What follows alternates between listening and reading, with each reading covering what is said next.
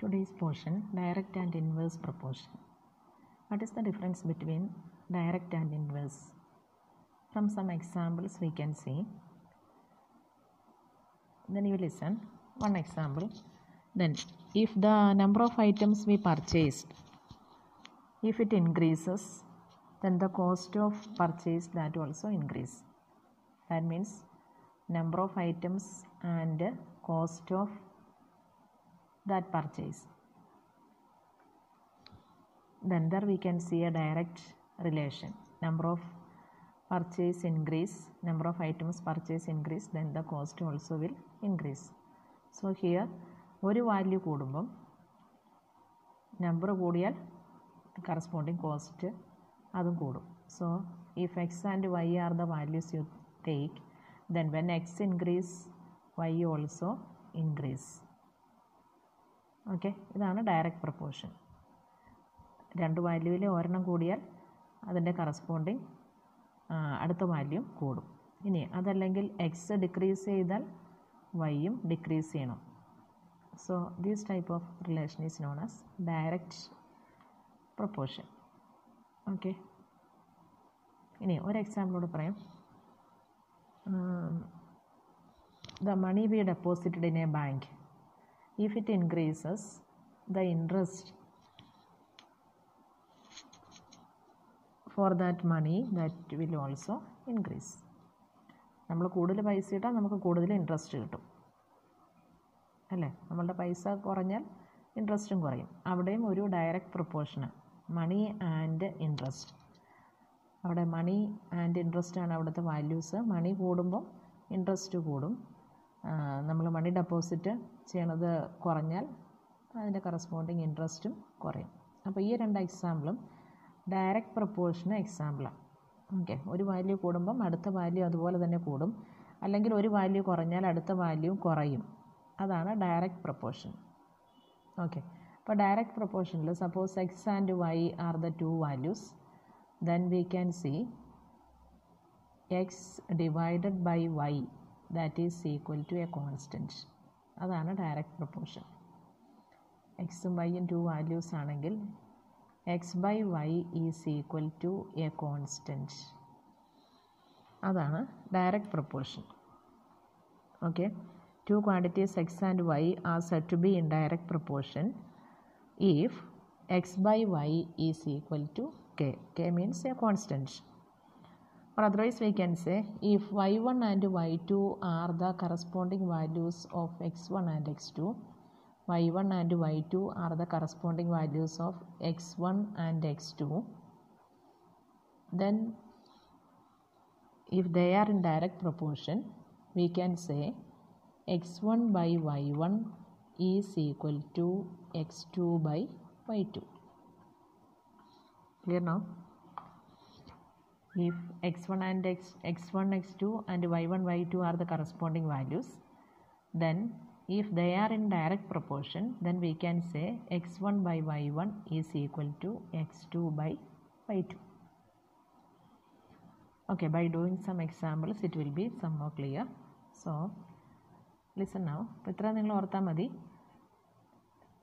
എക്സും വൈയും to quantities ആണെങ്കിൽ എക്സ് ബൈ വൈ എന്ന് പറയുന്നത് ഒരു കോൺസ്റ്റൻ്റ് ആയാൽ അത് ഡയറക്റ്റ് പ്രൊപ്പോർഷൻ ആയിരിക്കും. ഇല്ലെങ്കിൽ ടു വാല്യൂസ് ഉണ്ട്, X one X two and Y one Y two ഉണ്ടെങ്കിൽ X one by Y one is equal to X two by Y two that is a constant. Okay, ഇങ്ങനെയാണെങ്കിൽ അത് direct proportion ആയിരിക്കും. Okay, നമുക്ക് example നോക്കാം. നമ്മളുടെ text ബുക്കിനകത്തെ 13.1 exercise, അതിനകത്ത് നിന്ന് തന്നെ ഒരു ക്വസ്റ്റ്യൻ നോക്കാം. You listen.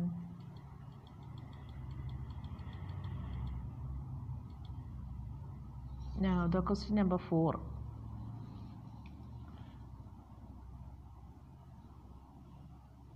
Okay, the question is this way.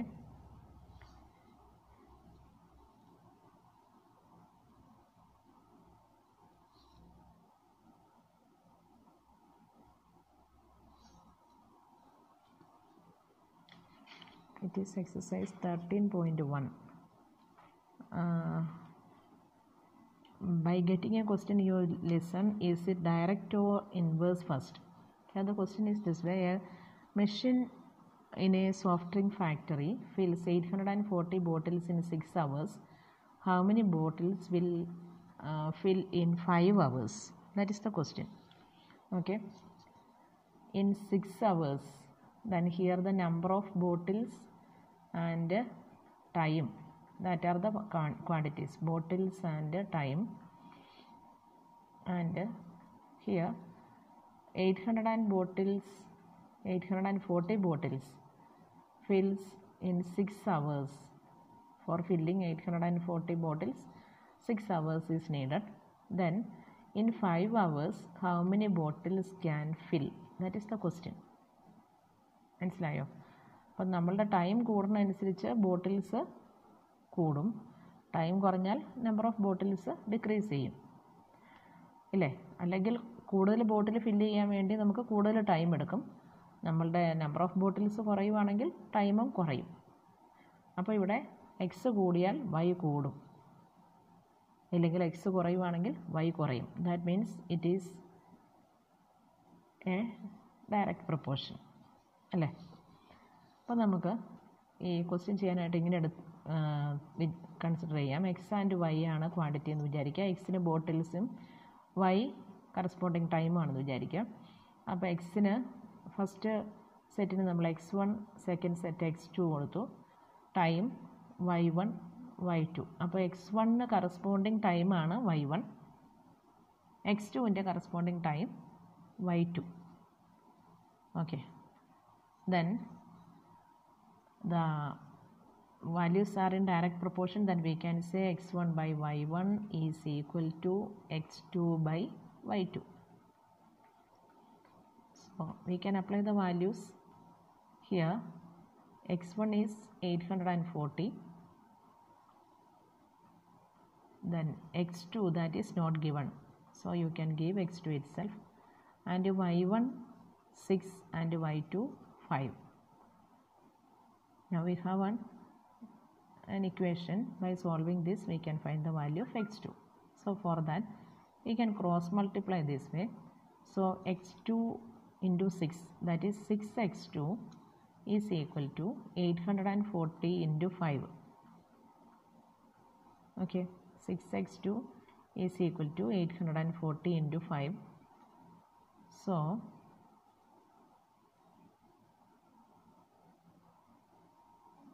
from here x2, 6x2 is equal to 840 into 5 എന്ന് കിട്ടിയത്. So from there x2 is equal to 840 into 5 divided by 6. Then 840 and 6 we can cancel. What is that? So 1 time 24, 6 4s 140 times 5.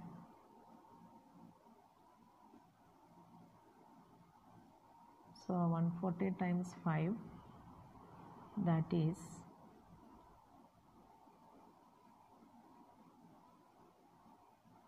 14 times 5, 70 and 700. 14 times 5 70 അല്ലേ? Then 70 times പിന്നെ one more 0, so 70 into 10, so 700 bottles. Got it? 840 bottles fill ചെയ്യാൻ 6 hours വേണമെങ്കിൽ നമുക്ക് 700 ബോട്ടിൽസേ 5 ഹവേഴ്സിൽ fill ചെയ്യാൻ പറ്റുള്ളൂ. അപ്പം 5 ഹവേഴ്സിൽ എത്ര bottles fill ചെയ്യാൻ പറ്റുമെന്നായിരുന്നു? 700. ഓക്കെ, ഈ ആൻസർ കറക്റ്റ് ആണോ എന്ന് ചെയ്യാൻ വേണ്ടി നമുക്കിത് നോക്കിയാൽ മതി. X by Y is equal to a constant എന്നല്ലേ പറഞ്ഞത്. So these two values you divide. 840 by 6 തന്നെയാണോ 700 by 5 എന്ന് ചെക്ക് ചെയ്താൽ മതി. ഓക്കെ, ദാറ്റ് ഈസ് കറക്റ്റ് അല്ലേ? So the answer of this question is 700 bottles. Clear now? So you apply only this formula, x1 by y1 is equal to x2 by y2. Then substitute the values and by solving we can find the unknown value from here. So ഏതെങ്കിലും value ഇതിനകത്ത് ഏത് missing ആണെങ്കിലും നമുക്ക് ചെയ്യാം. ഒന്നുകിൽ ബോട്ടിൽസും number of bottles and here number of bottles and time is given. Then the number of bottles for 5 hours, number of bottles for 6 hours is given. From there we can find the number of bottles for 5 hours. The same way 840 bottles for filling 6 hours is needed. Then how many hours is needed for filling 700 bottles? അങ്ങനെ വേണേൽ question ചോദിക്കാം.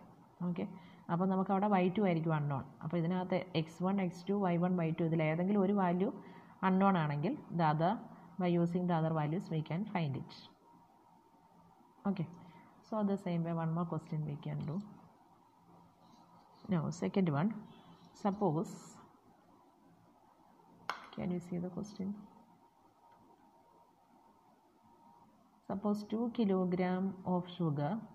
Now it is the question number 7 of your exercise. 2 kilogram of sugar contains 9 crystals. How many sugar crystals are there in 5 kilogram of sugar? Okay, അവിടെ weight of the sugar and the number of crystals, these two values are given. Okay, അപ്പം 2 kilogram sugar ഉള്ളപ്പം 9 crystals ആ ഉള്ളത്. Okay, അങ്ങനെയാണെങ്കിൽ 9 into 10 to the power of 6, 9 മാത്രമല്ല, contains 9 times 10 to the power of 6 crystals na question. 9 അല്ല, 9 into 10 to the power of 6 crystals. Then how many crystals in 5 kilogram? 9 into 10 to the power of 6. 2 കിലോഗ്രാമിനകത്ത് 9 crystals അല്ല, അത് നമുക്ക് അറിയാലോ. അപ്പോൾ 2 കിലോഗ്രാമിൽ 9 into 10 to the power of 6 crystals ഉണ്ടെങ്കിൽ 5 കിലോഗ്രാമിൽ എത്ര crystals ഉണ്ട്? So ഇതിന് നമ്മൾ x1 x2 എടുത്തു, then here y1 y2, then we can apply the formula x1 by y1 is equal to x2 by y2. Okay, here x1 is 2 kilogram, y1 corresponding number of crystals are 9 into 10 to the power of 6. Then x2 എന്ന് പറഞ്ഞാൽ 5 kilogram, then number of crystals that is not given, so y2. Okay, now we can find the value of y2 by cross multiplying. So 2 into y2 and 9 into 10 to the power of 6 into 5. So 2y2 is equal to 5 into 9 into 10 to the power of 6. So y2 is equal to 5 into 9 into 10 to the power of 6 divided by 2. Okay, then we know 9 5 is 45. 45 by 2 എന്ന് പറഞ്ഞാൽ 22.5 അല്ലേ. 45 by 2 എന്ന് പറഞ്ഞാൽ 22.5 into 10 to the power of 6. Okay, so it is the answer. ഇതിനെ ഒന്ന് standard ഫോമിലോട്ടാക്കാം. 22.5 എന്ന് പറയുന്ന standard ഫോമിലല്ല. Standard ഫോമിലെ first number എപ്പോഴും ബിറ്റ്വീൻ 1 and 10 ആയിരിക്കും, 0 and 10 ആയിരിക്കണം. സോ 22.5നെ 2.25 എന്ന് എഴുതാം, അപ്പോഴാണ് സ്റ്റാൻഡേർഡ് ഫോമിൽ ആണത്. അപ്പോൾ നമ്മൾക്ക് 10 to the power of 6 എന്നുള്ള മാറ്റി 10 to the power of 7 ആക്കി. So answer 2.25 into 10 to the power of 7 crystals will be in that 5 kilogram. അപ്പോൾ 2 കിലോഗ്രാമിൽ 9 into 10 to the power 6 crystals ഉള്ളതെങ്കിൽ 5 കിലോഗ്രാമിൽ ഡയറക്റ്റ് പ്രൊപ്പോർഷനാണ്. ഓക്കെ, അവിടെ നമ്പർ ഓഫ് ക്രിസ്റ്റൽസ് 2 5 വന്നപ്പം number of crystals കൂടി, that is 2.25 into 10 to the power of 7. 22.5 into 10 to the power of 6 ആണ്. അത് നോക്കുമ്പോഴേ നമുക്ക് മനസ്സിലാകും അത് 9 into 10 to the power of 6ലും കൂടുതലാണ്. പിന്നെ നമ്മൾ സ്റ്റാൻഡേർഡ് ഫോമിൽ എഴുതിയപ്പോഴാണ് 2.25 into 10 to the power of 7. That is same as 22.5 into 10 to the power of 6. Okay, അപ്പോൾ അവിടെയും ഡയറക്റ്റ് പ്രൊപ്പോർഷൻ ആയതുകൊണ്ടാണ് നമ്മളുടെ വാല്യൂ കൂടിയത്. ഓക്കെ, നമ്മൾ 2 questions കഴിഞ്ഞു. ഇനി തേർഡ് ക്വസ്റ്റ്യൻ നോക്കൂ. Okay, here the question this way. Rashmi has a road map with a scale of 1 centimeter representing 18 kilometer. She drives on a road for 72 kilometer. What would be her distance covered in the map? Okay, അപ്പം here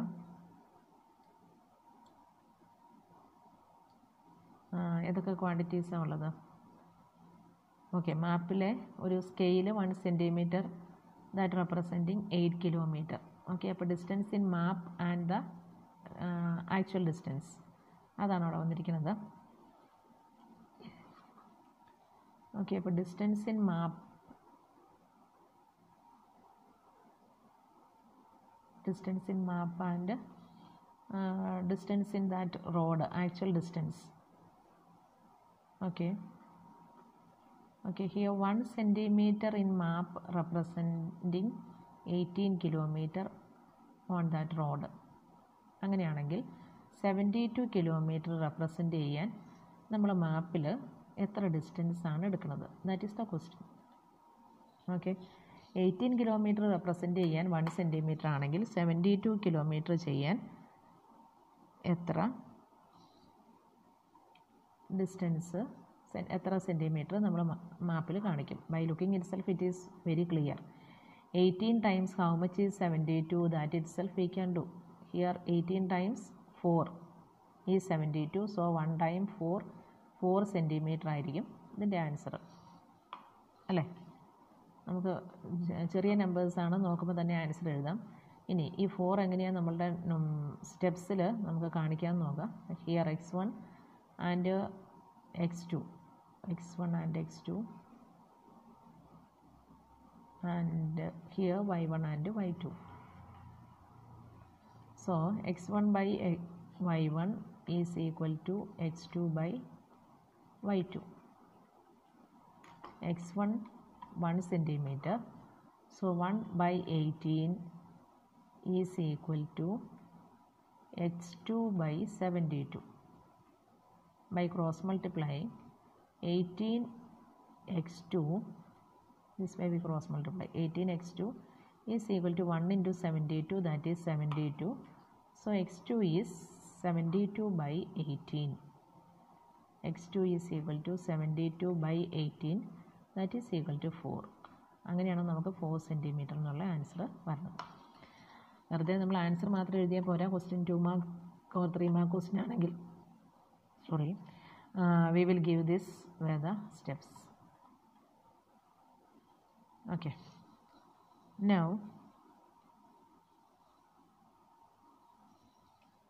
this were 2 more questions in that exercise.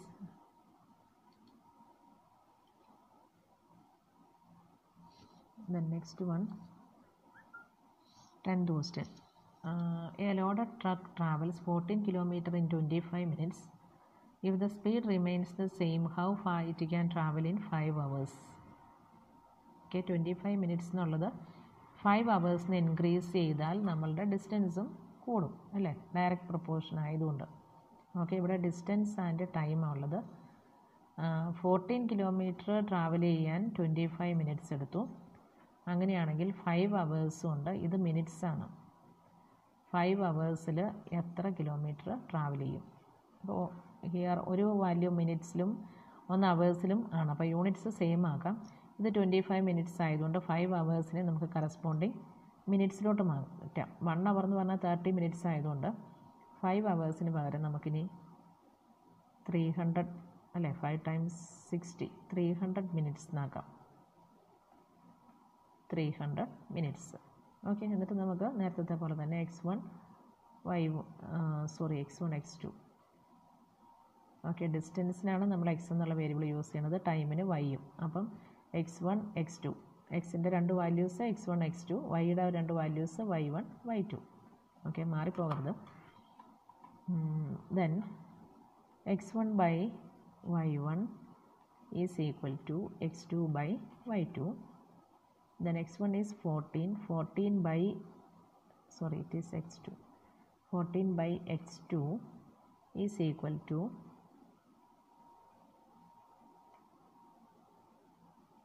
here 14 by x1 by y1 അല്ലേ, x1 by y1, y1ൻ്റെ value 25 ആയിരുന്നു. So 14 by 25 is equal to x2 that is unknown divided by y2 എന്ന് പറഞ്ഞാൽ 300 minutes. 5 hours ആയിരുന്നു, അതിനെ നമ്മൾ മിനിറ്റ്സിലോട്ട് മാറ്റിയപ്പോൾ 300 ആയി. Okay, now we can cross multiply and solve. So 25 and x2, 25x2 is equal to 14 into 300. So x2 means 14 into 300 divided by 25. Okay, 25 and 300 we can cancel. 300 by 25 is 12. 25 and times 12 is 300. So 12 into 14, that is 168. 12 into 14, that is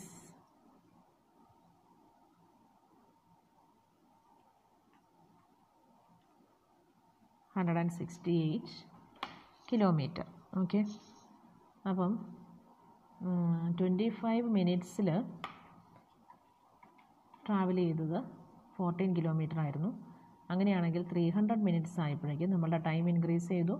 അപ്പോൾ 14 എന്നുള്ളത് 168 kilometre എന്ന് മാറി.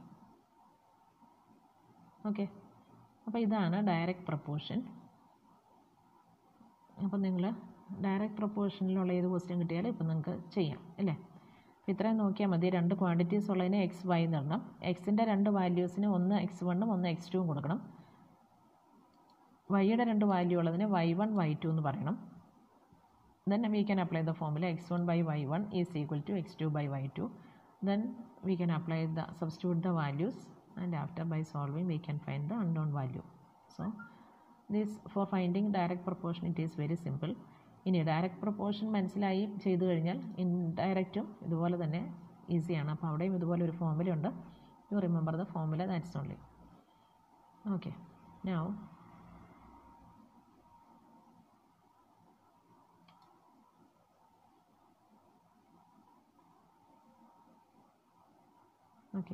the inverse proportion, the formulas you listen.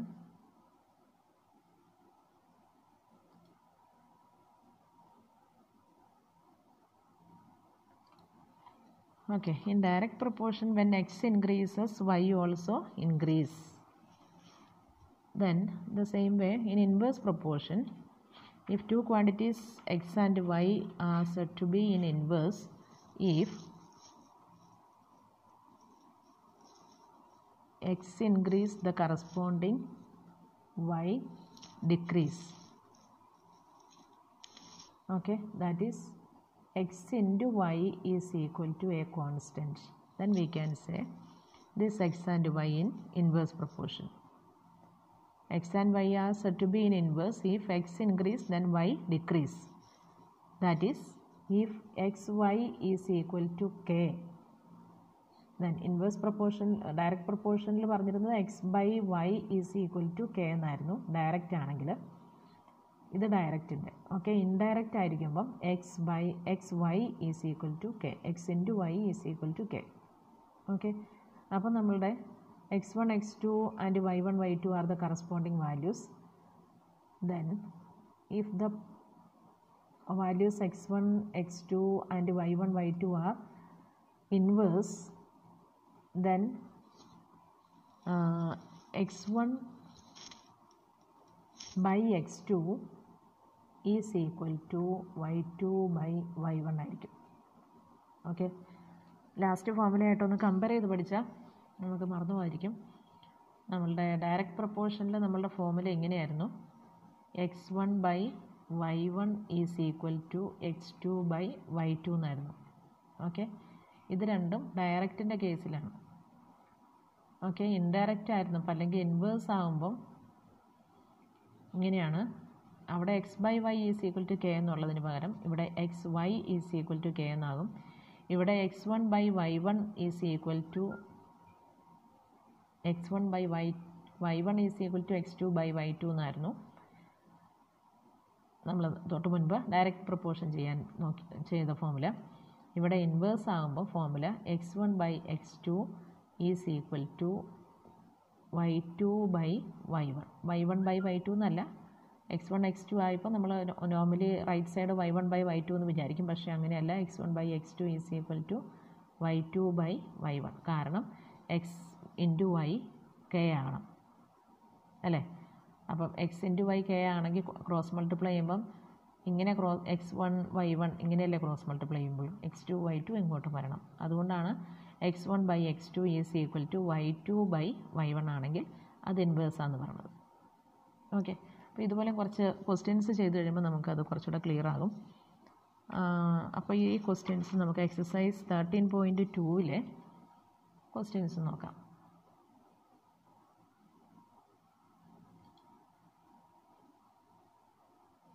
ഇനി inverse പ്രൊപ്പോർഷന് ഒരു example, 1-2 example പറഞ്ഞാൽ,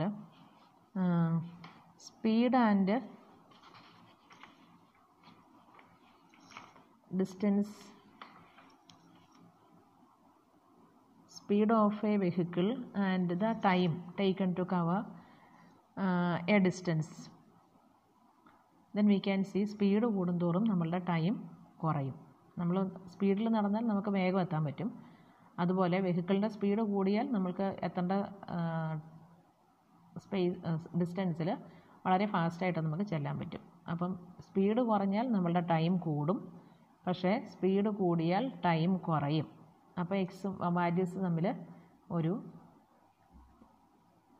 inverse പ്രൊപ്പോർഷനാണെന്ന് പറയും. ഒരു value കൂടുമ്പോൾ അടുത്ത വാല്യൂ കുറയും, അല്ലെങ്കിൽ ഒരു വാല്യൂ കുറഞ്ഞാൽ അടുത്ത വാല്യൂ കൂടും. ഡയറക്റ്റിനകത്ത് രണ്ടും ഒരുപോലെയായിരുന്നു, രണ്ടും ഒരുപോലെ കൂടും അല്ലെങ്കിൽ രണ്ടും ഒരുപോലെ കുറയും.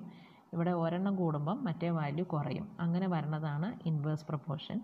അപ്പോൾ അതിൻ്റെ ഫോർമുല ഇങ്ങനെയായിരിക്കും, x1/x2 is equal to y2/y1. Okay, അപ്പോൾ ഇത് വെച്ചുകൊണ്ട് നമുക്ക് ഏത് പ്രോബ്ലം വേണേലും ചെയ്യാൻ പറ്റും.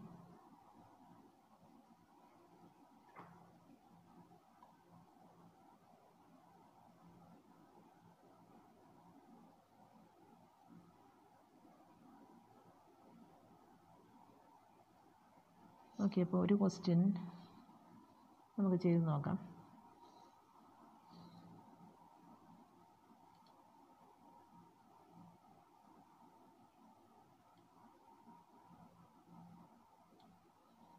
If a box of sweets is divided among 24 children, they will get 5 sweets each.